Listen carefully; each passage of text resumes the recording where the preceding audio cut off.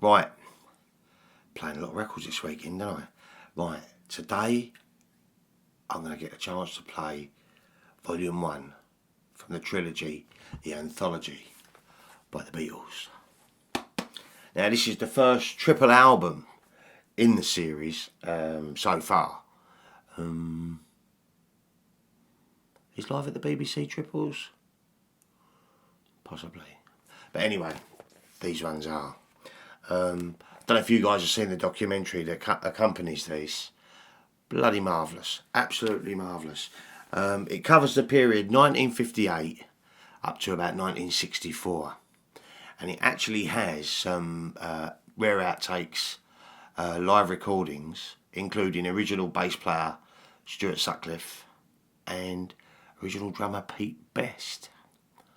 So yeah, quite looking forward to this. It came out November 1995, and it was massive at the time. I mean, it was like new, rare Beatles stuff, you know, absolutely wonderful. So, kind of looking forward to opening it. So I'll get on with it.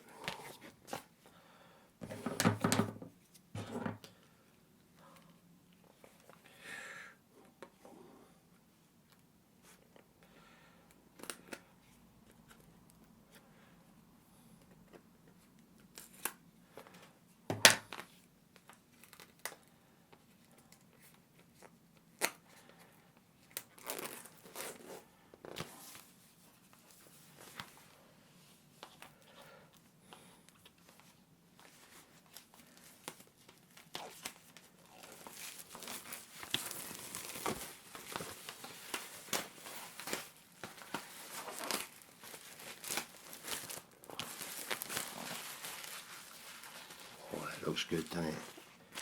Actually makes a really cool poster. There's this volume 2 and 3 obviously, and when they're all stretched together it makes a really cool poster actually. Cellophane bit.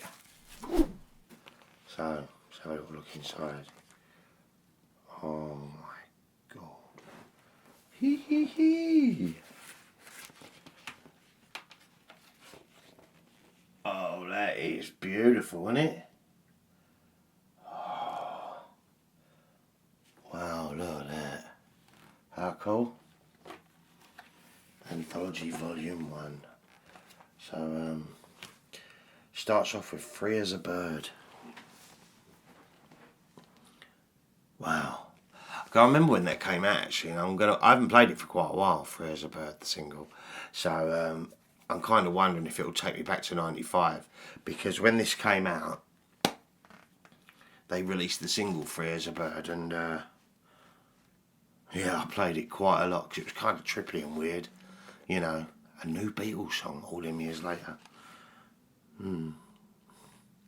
So produced and directed by George Martin, additional research by Mark Lewisham, remix engineer Jeff Emmerich, always a good sign, for Abbey Road Studios. Cover concept Klaus Vormann. Oh, didn't Klaus do Revolver? Anyway, should we put it on? Yeah.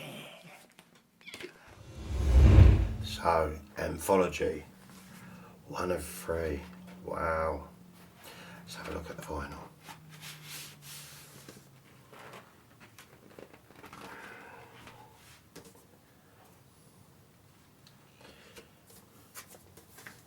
Apple label, obviously. Anti-static Steve, nice thick, 180 gram. Nice, very nice. So let's do this.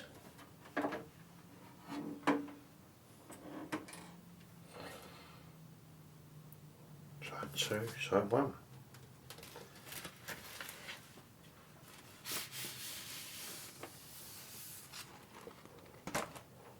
Wow.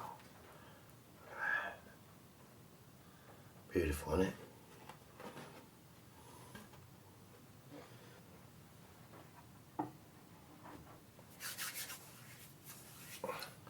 Anthology Volume 1. Free as a Bird.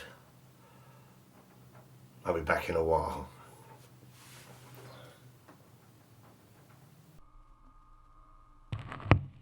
staggering 2 hours and 2 minutes that was. Yeah, I got right involved again. Yeah, I'm really looking forward to part 2 now. Okay, right. So where do we start? Right. Free as a Bird. It starts off with Free as a Bird. Now, this was a John Lennon demo that Yoko had given to Paul McCartney. And Paul McCartney, Ringo and George added all the percussion, bass, backing vocals on this. And it is a Beatles song. But I don't know, it's just something missing. I don't know quite what it is. I mean, I really love it. And it was really refreshing back in '95 to hear a new Beatles song. I don't know. It's just... But anyway, this album goes right back to the very beginning, the birth of the Beatles. And it's got recordings of the Quarrymen, which was the band that John had. And Paul McCartney asked to join, and the rest is history, if you like. And the recordings of the Quarrymen was done by Philips Sounds Recording Services. I mean, can you imagine that? He probably was just recording the local Fate and the band. And the birth of history is so good that he called them things.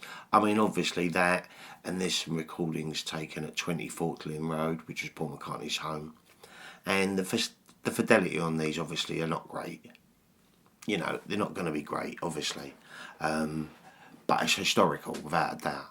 And what I do really like about them is there's little chats. There's like John Lennon saying we was just a band, and it's really nice to hear Brian Epstein, you know, talking. These little chats are really nice little segues to take you into the next period of the Beatles story, if you like. I love the bit when Brian Epstein was saying, you know, he was hugely disappointed about telling the Beatles that Decca had turned him down. You know, the infamous Decca story, the Beatles. Brian Epstein got all these tracks together and presented them to Decca, and they turned the Beatles down and said something on the lines of, I'm paraphrasing, that there is no future in guitar, you know, guitar music is fading out, and the Beatles haven't got any future in show business. Who said that, eh? Hindsight, a wonderful thing. So, how do you reckon they must have felt, really?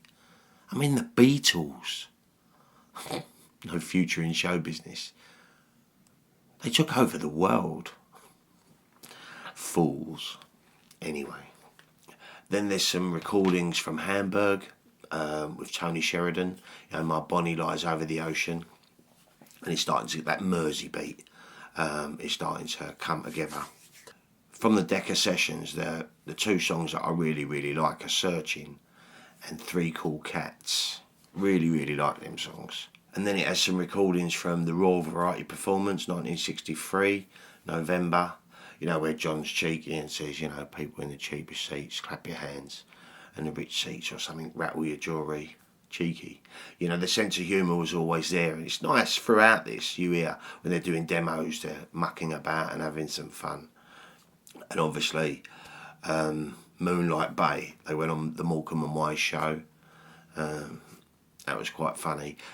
Part of my childhood, Morecambe and Wise, my dad used to watch it, so, you know, I kind of like that. And a little bit of Ed Sullivan in 1964. I think the standout songs probably for me, I mean, I really enjoyed the story, like I said, and I'm really looking forward to the next instalment. But I think there's got to be Free as a Bird, Cry for a Shadow, that sort of shadowy instrumental at the end of disc 1. And I really, really love Leave My Kitten Alone. You better leave. It just, I don't know, I just picture them in the cavern, bobbing up and down with their tank tops on, sweating profusely. Wow. So yeah, really did enjoy Anthology, and I really did love the cover. Although, I am going to say, taking the disc 2 out, was a bit of a pain, and sometimes you think you're bending up the inner sleeve. There's no artwork to them now, but they can get a little bit stuck, and I find that a bit of a pain, but I'm nitpicking, I know. I mean, the packaging's really nice, and like I said, nice big triple album, nice thick spine on it. But something that I didn't notice with the Beatles,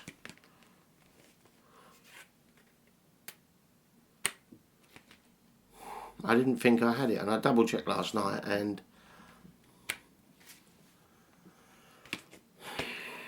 I'm not too pleased about that, but it's going to go in the vinyl box, and I'm not going to be pulling it apart too much, but it's not the greatest, is it? One of my subscribers, Sean, mentioned there's rumours they might be adding more to this series. I wonder what. Maybe Let It Be Naked. I wonder what. Whatever. Anyway, the saga will continue next month. Oh no, it's this month now. The end of this month, when I'll be getting Anthology Volume 2. And this is going to be kind of nice because this is the period of the Beatles I absolutely love.